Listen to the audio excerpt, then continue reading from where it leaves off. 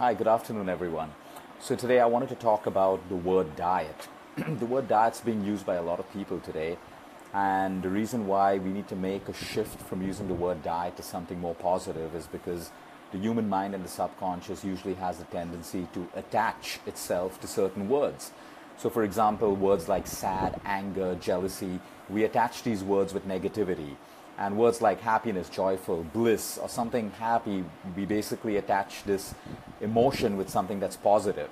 So it's very important that we always choose the words that we use carefully and the words that we think of all the time. Because if there's a word running in your mind all the time, guess what? That's exactly how you feel, or that's exactly how you become. Now, although when you look into the dictionary for the meaning of the word diet, it's nothing but the kind of food that you eat. But today, the word diet has been given such a negative attachment to every possible emotion when it comes to the social media, the magazines, and everything that we read about. Someone's on a weight loss diet, someone used the diet to change the way they look, someone used the diet to get over cancer or arthritis or diabetes and all of that stuff. But I think why we need to move away from this word diet is because when we think we're on a diet, we automatically think we're on restrictions. We automatically think that we cannot have certain things. We automatically develop this bad relationship with food where we label bad foods as bad, and all of that has a subconscious effect on your parasympathetic nervous system and your sympathetic nervous system. So the moment we hear negative words like restriction or I cannot eat that because I'm on a diet, guess what? We start the generation of cortisol automatically in our body, and by now all of us know the negative effects of cortisol being generated over and over again. So the word that we need to move to is lifestyle. And if you look at our younger generation today, because we use the word diet so much, parents are constantly talking about diets at home, children pick up the same thing. So all the time, children today equate being on a diet with losing weight. They equate beauty with being on a diet. They equate muscles with being on a diet. But it's far, far beyond that, because we all know it's not just diet that gets you to lose weight or look beautiful or put on muscle or even determine who you are. But our children are picking up that word diet because of what we speak in front of them. Constantly in social circles, people are talking about the latest diet or which diet did you use to lose weight and all of that stuff. So it's attached with a lot of negativity. And our children need to grow up thinking that food is energy and fuel to the body. Food is survival to the body. And yes, there are good foods and there are not such good foods. And there's junk food and all the chemically laden food that does damage to your health. Because your children have the ability to reason, and to use logic. It's us with our layers of fear and insecurities and all these pieces of information that we've picked up over the years. We're blinded by all of this stuff, and we make decisions, out of a space of fear, and that's never a good decision. So I think we need to move from diet to lifestyle. So we should be talking about what are the lifestyle changes that you're making to eat better foods? What are the lifestyle changes you're making to make sure that your diet has good carbohydrates, good proteins, and good fats? And then we change the whole culture of this weight loss and diet game. Because if our kids grow up thinking, forget about just our kids, if you grow up thinking, or you're already at a particular age and you still believe and your mind is attached to that word diet and a piece of paper with some food written on, and you think that's going to change your health and your weight and your life, you are 100% mistaken. But yes, we can encourage lifestyle plans and lifestyle changes when it comes to eating the right foods, when it comes to doing the right exercises. So for example, what lifestyle change can you make when it comes to eating food? You can choose better quality calories. You can choose to undereat, which is also bad. You can choose to overeat, which is also bad. You don't need a diet plan for that. You need a lifestyle change for that. You need a lifestyle change to decide whether you should undereat to lose weight, whether you should overeat because you've lost control over your emotions and your cravings and you're just blindly and mindlessly eating. You can make a lifestyle change when it comes to the kind of ingredients that you choose to put in your food. You can make a lifestyle change when it comes to choosing the kind of restaurant that you want to eat food or feed your kids with that kind of food. You can make a lifestyle change when it comes to moderation. You don't need a nutritionist or a doctor or anyone to write down on a paper and tell you how much of food your body needs, because it can never be accurate. It can never be accurate because no one has the power to take into account the amount of energy that your brain needs, the amount of energy that your digestive system needs, the amount of energy that your emotions need. So you're left with a paper dictating what you need to lose weight or look beautiful or, put on weight or whatever it is. And that blinds you from making lifestyle changes like mindfully eating, controlling your portions, selecting the right quality of the ingredients. Like I said, what lifestyle changes can you make when it comes to exercise? You can have this whole exercise chart that your trainer gives you, 15 squats today, 3 sets tomorrow, all of that stuff. Again, it's putting blinders on you. You only see that much. But when you make lifestyle changes, number one, is your exercise program working for your body? Is your exercise program making you feel good in your body and in your mind? Is your exercise program making you feel energetic and not fatigued and wiped out? These are lifestyle changes that you can make when it comes to exercise. What are the lifestyle changes that you can make when it comes to sleep? Again, 7-8 hours, we fix our mind to that one number, but you should be looking at the quality of sleep, the depth of each cycle of your sleep, how you feel when you wake up in the morning. Are you still tired or are you rested and energetic? So many people sleep for 8 to 9 hours and they still wake up tired, and there are people who sleep for 5 to 6 hours and they wake up energetic because they got the right quality of sleep. And likewise with stress, what are the lifestyle changes that you can make when it comes to stress?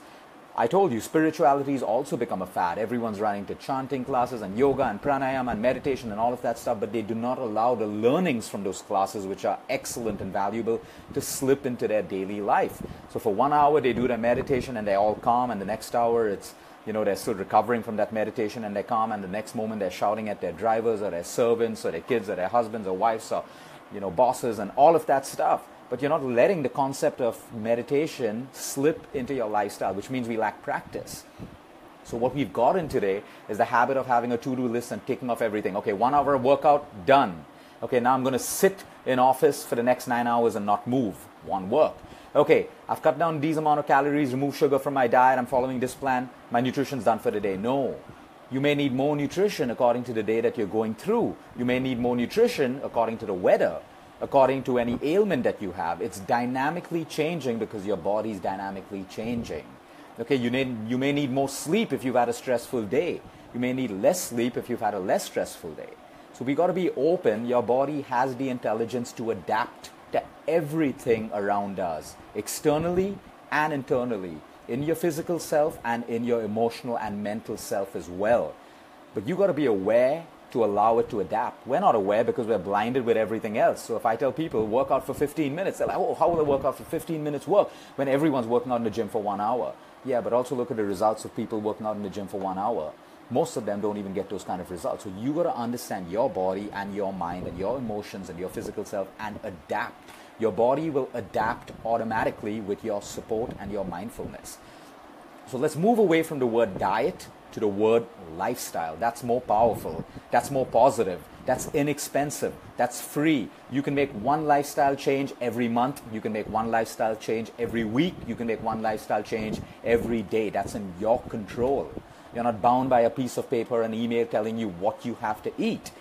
Now going back to kids and the sugar connection, I am against young children eating sugar for one reason.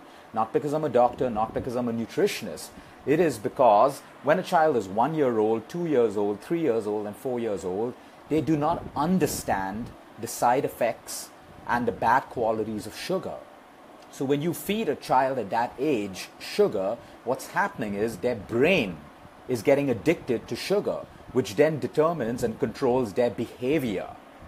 Now fine, as your daughter or son or your child grows up to an age where they can understand, yeah, they can eat a little bit of sugar, because I know it is not an ideal world where they can be deprived of sugar completely. But now you can explain. They have the opportunity to understand why sugar is bad, what it does, instead of just telling them, don't eat sugar, it's bad for you. They can reason and they can understand far better than some of us adults. And yes, we put that idea that sugar has these negative effects in the body and all of that stuff, they understand. Now they will eat sugar, but probably with more reasoning, with more logic, and in moderation. It is extremely important, because the moment you start a young child off on sugar, it is addiction. When they're throwing that tantrum for that ice cream or that chocolate cake or whatever, it is not that they're badly behaved. It is their brain. It is their addiction that is controlling that behavior, which even adults can't control. When you have a craving for sugar, can you control yourself? No, we behave like children as well. We eat, we binge, we do all of that stuff. But we have a fully developed brain, and we have the complete ability to reason, logic, and decide. Children don't have that option, so it is not responsible for us to feed children who cannot understand what they're eating something that their brains get addicted to. But as they grow older and older, and you can put reason in their heads, yes, you can give them a little bit because now they understand. They may still eat sugar, but they'll do it with that thought behind their mind. We should not underestimate the intelligence that our children have to reason, to be logical, to decide, and even make decisions. We term them as, oh, don't be greedy, don't eat so much. Guess what? You're responsible. You started that addiction in them since they were young. Now you can't call them greedy. You can't tell them not to overeat because you're not working against their attitude. You're working against their cravings that are coming from their brain, which they are not in control of. So that's one point, and that's the reason why you should be very, very careful of the sugar addiction with your children and slowly ease it into their lives as they grow up and as they can understand. To the last point, one tip for everyone to start losing that weight: portion control. The most important thing, no matter how well you exercise, how well you eat, if you're overeating your food, you will not lose weight. So here's one simple tip. If you're trying to lose weight, your next meal, lunch, dinner, breakfast, reduce your portion by 1 tablespoon. 1 tablespoon of rice, 1 tablespoon of your lentils, 1 tablespoon of your vegetables, or whatever it is you eat. Just 1 tablespoon. And if you still feel hungry, physically hungry, go ahead and eat more. The idea is not for you to feel hungry. You know that hunger is bad for you. Hunger means that your metabolic rate is falling, and we don't want to have that, whether you're trying to lose weight or whether you're trying to stay healthy and build a strong immunity. But reduce 1 tablespoon at each meal. Eat mindfully, eat slower, and you will find that that same portion is enough for you.